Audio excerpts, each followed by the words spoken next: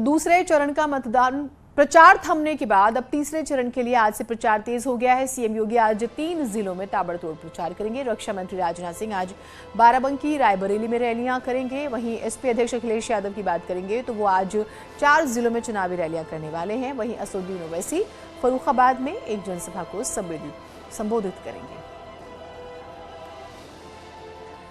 तो तमाम बड़े नेता तीसरे चरण के प्रचार प्रसार में जुटे हुए हैं। हम लगातार आपको जानकारी दे रहे हैं। चाहे हम प्रधानमंत्री का जिक्र करें, वो कल कानपुर आने वाले हैं। मुख्यमंत्री आज 3 रैलियां करेंगे। अखिलेश यादव 4 जनसभाएं करने वाले हैं। तो लगातार हम आपको जानकारी दे रहे हैं। ग्राफिक्स के जरिए भी आपको बताते हैं कि आज कौन कौन से दिग्गज कहां पर चुनाव प्रचार करेंगे। सीएम योगी की ताबड़तोड़ जनसभाएं हैं जो हम आपको लगातार जानकारी दे रहे हैं। और एटा, फर्रुखाबाद, औरैया में वो रैलियां करने वाले हैं। सुबह इसको लेकर उन्होंने लगातार कई ट्वीट्स किए। अखिलेश यादव आज 4 जनसभाएं करेंगे 4 जगहों पर, खास तौर से वो भी हम आपको बता देते हैं, जिसमें हाथरस, कासगंज, एटा, फिरोजाबाद में रैली जो है इसका कार्यक्रम है जिसका हम जिक्र करें। और बाराबंकी में प्रचार करेंगे रक्षा मंत्री राजनाथ सिंह। उसके बाद असदुद्दीन ओवैसी भी आज नजर आने वाले हैं फर्रुखाबाद में। और फिर प्रदेश अध्यक्ष स्वतंत्र देव सिंह जो है वो भी प्रचार प्रसार करेंगे। तो सभी नेता दरअसल अपने अपनी पार्टी के प्रत्याशियों के प्रचार प्रसार में जुटे हुए हैं। कल दूसरे चरण का मतदान है, फिर तीसरे चरण की तैयारियों में जो है जुटे हुए हैं। रामपुर की सवार सीट से अपना दल ने हैदर अली उर्फ हमजा को मैदान में उतारने के बाद मुकाबला कांटे का कर दिया। हैदर अली उर्फ हमजा एनडीए के पहले मुस्लिम उम्मीदवार हैं जो आजम खान के बेटे अब्दुल्ला आजम के खिलाफ चुनाव लड़ेंगे। लखनऊ को नवाबों को शहर कहा जाता है, मगर रामपुर को भी नवाबों को शहर कहा जाता है। इस वक्त मैं ऐसे ही एक नवाब परिवार के इस महल पर हूं। आप देख सकते हैं इस जगह मैं खड़ा हूं और इस नवाब परिवार के एक सदस्य अपनी किस्मत आजमा रहे हैं स्वार टांडा से, जिनका नाम है हैदर अली साहब। हमारे साथ हैं। सर, कैसे देख रहे हैं सर अपना चुनाव आप? सर, बहुत अच्छा चुनाव है। कल हमारी पार्टी की राष्ट्रीय अध्यक्ष श्रीमती अनुप्रिया पटेल जी भी आई थी, तो उनका भी यही कहना है कि एक तरफा चुनाव रहेगा और बाकियों की जमानत जब्त होगी।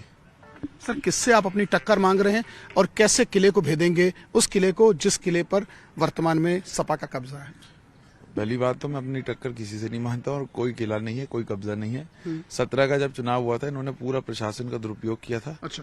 यस, और उस टाइम इनके एक सीओ थे जो इन्हीं के, जिन्होंने पुलिस विभाग का भी नाम डुबाया, फिर जेल में बंद हुए, मतलब उनके नौकर थे वो। और लोगों को झूठे मुकदमों में बंद किया जा रहा था, लोगों को परेशान किया जा रहा था और पूरा प्रशासन का दबाव था प्रधानों पे, कोटा डीलरों पे, आम पब्लिक पे, खनन के मुकदमे, किसी पे एनडीपीएस के मुकदमे, तो सब तरीके का पब्लिक का उत्पीड़न हो रहा था। सर, बेटे बाप का प्रचार कर रहा है कि बेटा बाप का या बाप बेटे का, कैसे आप देख पा रहे हैं दोनों का चुनाव एक साथ? सर, मैं अपना चुनाव की बात, आप फादर दोनों? मेरे फादर अपना चुनाव लड़ रहे हैं, मैं अपना लड़ रहा हूँ। मैं प्रचार उनके लिए नहीं कर रहा हूँ, ना वो मेरा प्रचार कर रहे हैं। वो अपने चुनाव में बिजी, मैं अपने बिजी हूँ। सर, नहीं लगता कि भले ही गठबंधन कहीं नहीं, लेकिन इस परिवार में, नवाब के परिवार में, पिता पुत्र एक छत के नीचे 2 पार्टीज? जब मुलायम सिंह जी के घर में मुलायम सिंह जी और उनकी जो बहू है अपर्णा जी, वो एक छत के नीचे रह सकते हैं, वो तो उन्होंने तो समाजवादी पार्टी शुरू की थी मुलायम सिंह जी ने, तो जब वो रह सकते हैं तो हम क्यों नहीं रह सकते? सर, एक आखिरी सवाल, आपके जो अगेंस्ट में सपा के हैं, बेटा और बाप दोनों यहाँ पूरे काबिज हैं, कैसे आप फाइट मान रहे हैं और किस तरह के आप देख रहे हैं? काबिज देखिए कोई नहीं है। काबिज, जैसे हमारी पार्टी के अध्यक्ष ने कहा था, गद्दावर नेता वो होता है जो पब्लिक जिसे बनाती है गद्दावर। जहां तक इनकी बात है, बाप जेल में है, बेटा बेल में है और 10 मार्च के बाद बेटा फिर जेल जाएंगे। अच्छा सर, कितने से आप अपनी जीत मान रहे हैं? क्योंकि आप इतने कॉन्फिडेंट? देखिए, मैं I am confident it will be a good victory, it will be a landslide victory. अब कितने वोटों की हो वो जब एक बार पोलिंग होगा परसेंटेज के बाद पता चलेगा। तो आपने देखा मेरे साथ हैदर अली खान साहब, जिनका साफ कहना और मानना है कि वो अपनी जीत के प्रति आश्वस्त है। और जहां ये सवाल पूछा गया कि उनके पिता कांग्रेस से रामपुर से लड़ रहे हैं और वो खुद स्वार से लड़ रहे हैं, इस बात पर उन्होंने कहा कि जब अन्य पार्टियों के परिवार के सदस्य भी अलग अलग पार्टीज में होते हैं तो ये कोई अपराध नहीं। और उनका कहना है कि अब की चुनाव के बाद उनके जिससे टक्कर हो रही है वो बेल के बाद सीधे जेल जाएंगे, यानी कहीं ना कहीं वो अपनी जीत के प्रति आश्वस्त दिख रहे हैं। जर्नलिस्ट आशीष पांडे के साथ अमित गंजू, न्यूज़ 18, स्वार, रामपुर। और अमित गंजू हमारे साथ हमारे सहयोगी जुड़े हुए हैं, उनसे बातचीत करते हैं। 24 घंटे से भी बहुत कम वक्त रह गया है और जब कल की सीटों का हम जिक्र करते हैं तो सबसे ज्यादा अमित जी रामपुर ही नजर आती है कि नजर सभी की इसी पर टिकी हुई है।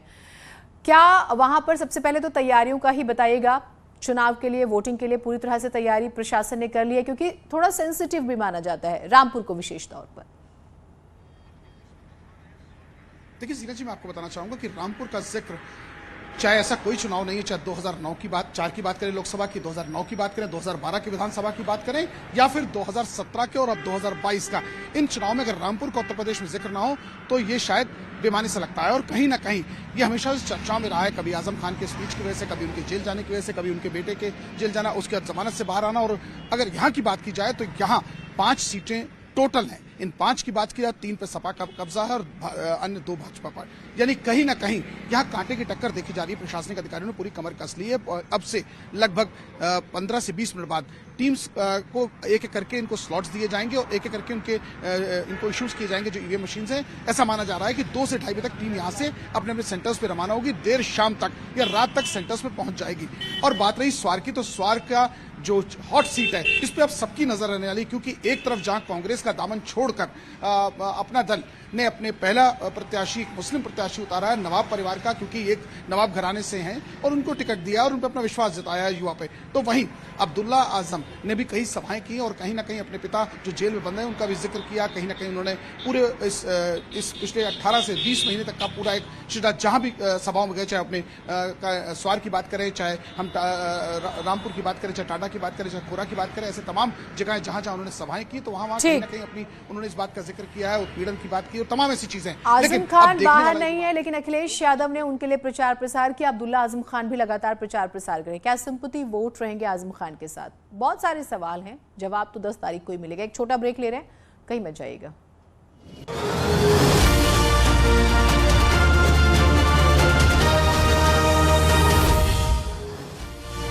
कासगंज में न्यूज 18 के शो चुनाव एक्सप्रेस के दौरान भारी हंगामा देखने को मिला। हंगामे की वजह से बीच में ही शो को रोकना पड़ा। तो वहीं यूपी बीजेपी ने हंगामे का वीडियो शेयर करते हुए विपक्ष पर जमकर निशाना साधा। बीजेपी ने ट्वीट कर समाजवादी पार्टी पर निशाना साधा। पहले फेज में ही सामने हार देख बौखलाए लाल टोपी वाले गुंडों ने असली रंग दिखाना शुरू कर दिया है। मोदी जी ने सही कहा था, यूपी की भलाई के लिए नकली सपाइयों का सत्ता से दूर रहना जरूरी है, इसलिए इन गुंडों से यूपी को बचाने के लिए 10 मार्च को जनता फिर से कमल खिलाएगी। सपा मतलब गुंडागर्दी। तो ये जो है कल शो के दौरान अगर आप फील्ड में जाएंगे तो आप एक चीज़ देखेंगे कि बयानबाजियों को लेकर दरअसल कुछ ज़्यादा ही आक्रामक हो जाते हैं पार्टियों के कार्यकर्ता, और ये तमाम प्रोग्राम्स में महसूस भी किया गया। यहाँ पर भी कुछ ज़्यादा ही उत्तेजित हो गए थे कार्यकर्ता और फिर आपस में ही लड़ पड़े ये, और वहाँ पर तोड़फोड़ हुई, काफ़ी नुकसान पहुँचाया सामान को। तो आप देखिए ज़रा तस्वीर। और फिर यूपी बीजेपी जो है उसने बाकायदा इसका एक वीडियो ट्वीट किया और सवाल उठाए गुंडागर्दी को लेकर, जिसको लेकर लगातार समाजवादी पार्टी पर सवाल उठाए भी जाते हैं।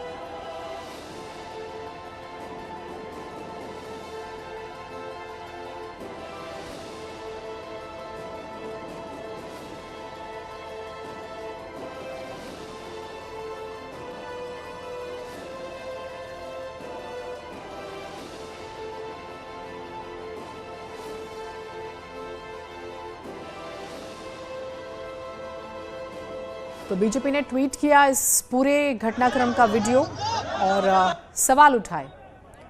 उन्होंने कहा इन गुंडों से यूपी को बचाने के लिए जो है 10 मार्च को जनता फिर से कमल खिलाएगी। ये ट्वीट हम आपको दिखा रहे हैं। देखिए किस तरह से आक्रामक हो गए, आसपास स्थिति को संभालना मुश्किल हो गया था।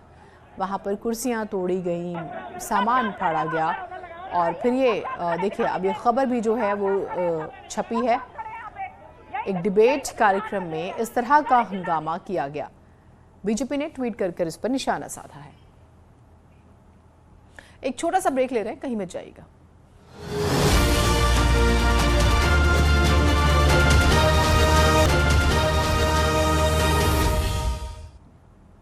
आईटीबीपी ने जवानों की ट्रेनिंग का एक वीडियो शेयर किया है। इस वीडियो में फोर्स के जवान -25 डिग्री के तापमान में ट्रेनिंग करते हुए नजर आ रहे हैं।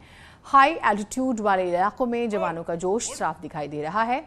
ट्रेनिंग के दौरान इंस्ट्रक्टर की आवाज पर जवान फुर्ती से प्रतिक्रिया दे रहे हैं। ये वीडियो उत्तराखंड का बताया जा रहा है।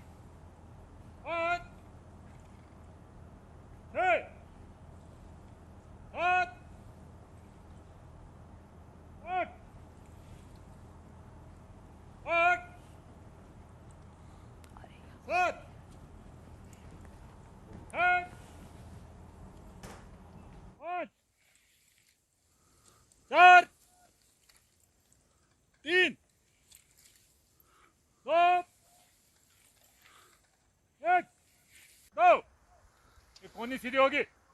2 3 4 5।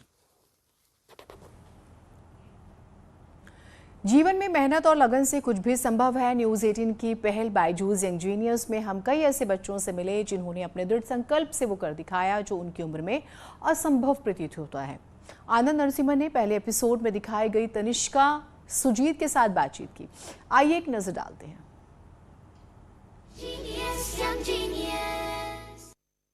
यंग जीनियस सीजन 2 में हम ऐसे जीनियस से मिले जिन्हें बिल्कुल डर नहीं लगता। वो तो आगे ही आगे भाग रही हैं। जब लोग 10th के एग्जाम की तैयारी कर रहे हैं वो तो सेकेंड ईयर साइकोलॉजी की तैयारी कर रही हैं। तनिष्का नमस्ते, कैसी हैं आप? मैं अच्छी हूँ सर, आप कैसे हैं? कैसा लगा आपको यंग जीनियस सीजन 2 में आकर?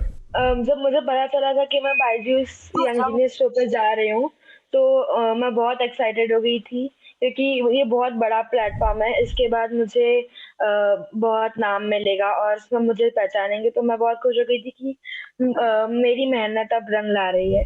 What was special for you? What was your most memorable experience? When I was going on the stage, सब इतनी सारी राइटिंग्स थी। This was my first time in this big show. So इतनी सारी writings थी, सारे लोग थे, मोनी रॉय मैम थी, तो सबको देख के मुझे एक स्पेशल फीलिंग आ रही थी कि wow, I have done something great. Supreme court की चीफ जस्टिस बनने का ख्वाब अब भी है कि आप कुछ नया गोल तय किया है? मुझे अभी भी जज ही बनना है, चीफ जस्टिस। मोनी रॉय के साथ क्विज करके आपको अच्छा लगा? जब मुझे पता चला मोनी रॉय मैम आने वाली है तो आई वाज सो एक्साइटेड। मैं मम्मी को बोल रही थी wow, it is like a great opportunity to meet Moni Roy ma'am. Well, we wish you all the best. हम चाहते हैं आप और भी ऊंचाइयां सफलता की छुएं और अच्छे से मन लगाकर पढ़ें और एकदम सुपर्ब एक्सपर्ट बनकर उतरें, और एक दिन मैं आपको चीफ जस्टिस की उस कुर्सी पर जरूर देखना चाहूंगा। All the very best. Thank you so much sir, thank you so much. चलिए एक छोटा सा ब्रेक ले रहे हैं, कहीं मत जाइएगा।